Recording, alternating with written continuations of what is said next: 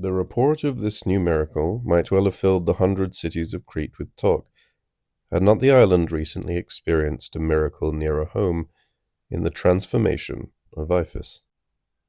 On the borders of the territory of Knossos, in the land of Phaestus, there lived a man, Ligdus by name, of humble family and undistinguished, but free-born. His wealth was on a par with his rank, but his life and his loyalty were beyond reproach. His wife, Telethusa, was about to have a child, and, when it was almost time for the baby to be born, he advised her as follows: "I am praying for two things, that you should be delivered with the least possible pain, and that you may have a boy. A girl is more of a burden, and fortune has not given me the means to support one. So, though I pray it may not happen, if a girl is born, she must be put to death. It is not that I want to order this. I know what is due to family affection, and pray to be forgiven." As he spoke, both he and his wife burst into floods of tears. Though he had given these instructions, he wept no less bitterly than she to whom they had been given. Nonetheless, it was in vain that his wife begged and prayed Ligdus not to narrow down her hopes, so her husband had made up his mind. Now, when Telethusa could scarcely carry the full-grown burden which weighed down her womb, Inachus' daughter Io appeared to her in her dreams in the middle of the night, and stood, or seemed to stand, before her bed, accompanied by a retinue of divinities. Crescent horns adorned the goddess' brow, which was wreathed with yellow corn ears wrought from shining gold, and she was decked in royal splendor. With her was the dog Anubis, holy Bubastis, Apis with his dappled skin, and the god who never speaks, but, finger to his lips, advises silence. The sacred rattles were there to see, and Osiris, for whom Io is never finished searching, as well as the foreign serpent, full of drowsy poisons. Then the goddess spoke to Telethusa, as if she had been awakened from sleep, and were really seeing all this.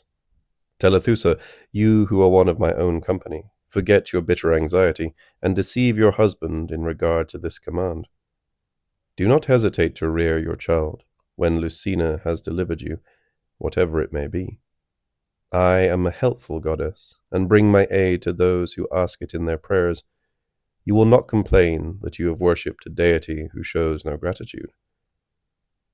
When she had given this advice, Io left the room. The Cretan, Telethusa, rose joyfully from her bed, and, stretching her innocent hands to the stars, humbly prayed that her dreams might come true. As her pains increased, and the burden that she carried forced itself of its own accord into life, a female child was born without its father's knowledge. The mother pretended that it was a boy, and ordered it to be reared. Her word was not doubted, and no one but the nurse knew of the deception. The child's father made good his vows, and called the baby Iphis after its grandfather.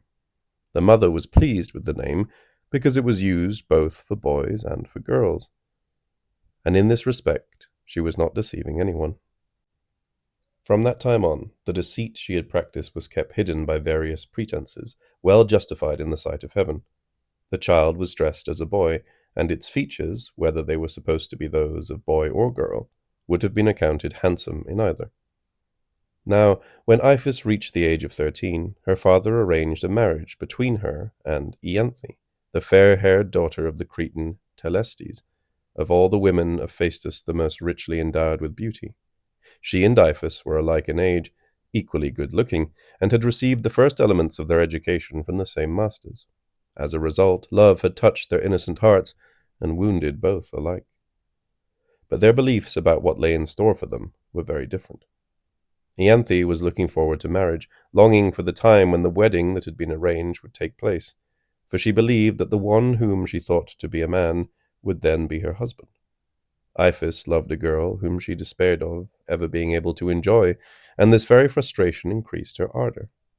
A girl herself, she was in love with one of her own kind, and could scarcely keep back her tears. As she said, "What is to be the end of this for me, caught as I am in the snare of a strange and unnatural kind of love, which none has known before?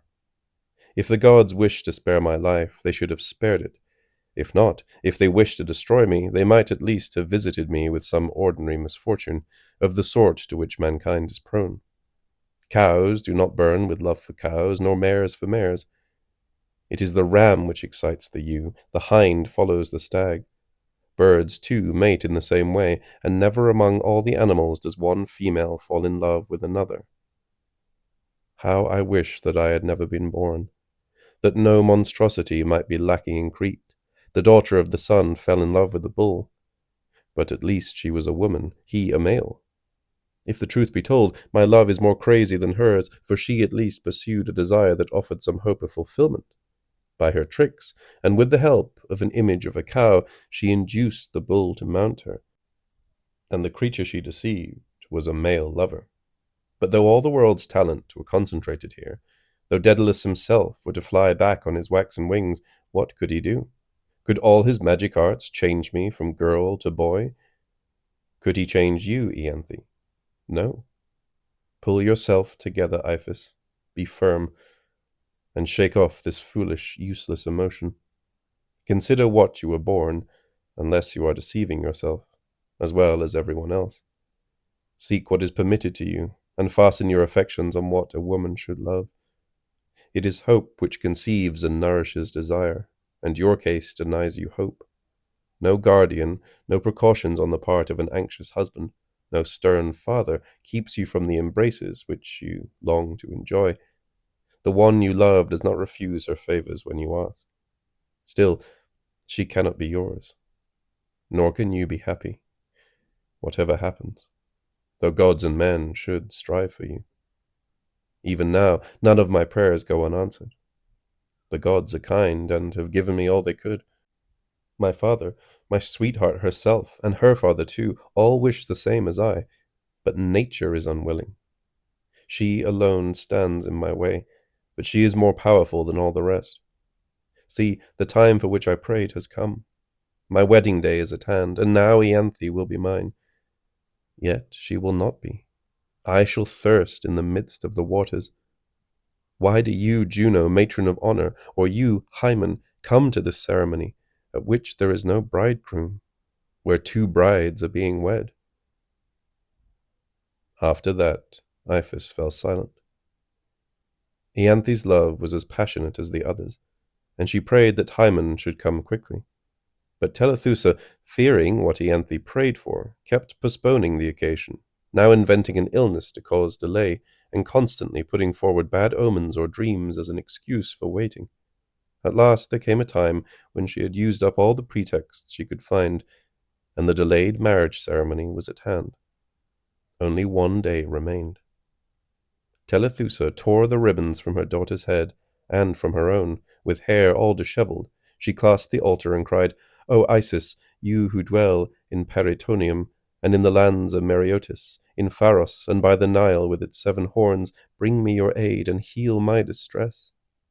Once upon a time, goddess, I beheld you, and these your ornaments, and recognized them all, your retinue and the torches and the noise of your rattles. I listened to your behests and stored them in my memory. The fact that my daughter lives, and that I am not punished for it, is due to your counsel and your bounty. Pity us both, and grant me your help." Her tears flowed as she finished speaking. The goddess seemed to make her altars move. She did indeed move them, and the doors of the temple trembled. Her horns shone like those of the moon, and the piercing rattle shrilled. Not entirely reassured, but gladdened by the good omen, the mother left the temple. Iphis accompanied her as she walked along, and moved with a longer stride than usual. Her face lost its fair complexion. Her hair looked shorter, plain and simple in style. Her features sharpened, and her strength increased. She showed more energy than a woman has, for she who had lately been a woman had become a man. Carry your gifts to the temple's happy pair, and rejoice, confident and unafraid. They bore their gifts to the temples, and set up an inscription as well, which consisted of a short verse. The tributes Iphis promised as a maid, by Iphis, now a man, are duly paid. The rays of the next day's dawn had revealed the wide world, when Venus, Juno, and Hymen too assembled for the wedding ceremony, and the boy Iphis gained his own Ianthe.